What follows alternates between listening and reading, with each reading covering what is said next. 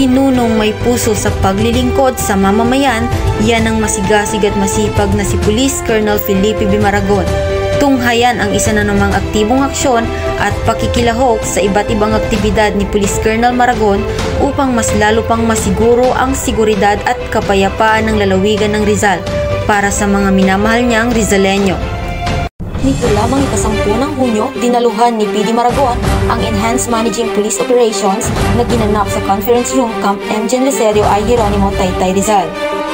Bilang pagsuporta sa pambansang pabahay para sa pamilyang Pilipino housing project ni Pangulong Ferdinand R. Marcos, si PD Maragon, katuwang si Police Lieutenant Colonel Arnolfo M. Silencio, Chief of Police Rodriguez Municipal Police Station, ay dumalo at tiniyak ang kaayusan at seguridad ng nasabing programa.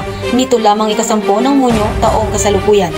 At tagumpay na naisagawa ang Salamat Kapatid Program Retirement Honor na pinangunahan ni PD Maragon para kay Police Lieutenant Colonel Ruben M. Piquero, Deputy Provincial Director for Operations. Nito lamang ika-11 ng Hunyo, taong kasalukuyan. Ika-12 ng Hunyo ay dumalo si PD Maragon sa isinagawang flag ceremony at wreath laying para sa selebrasyon ng ika-126 Araw ng Kalayaan na ginanap sa Rizal Provincial Capital, Antipolo City. Ang pagdiriwang ng Araw ng Kalayaan ay may mahalagang papel sa paghubog ng ating pagkakakilanlan, katatagan at kakayahan bilang isang Pilipino.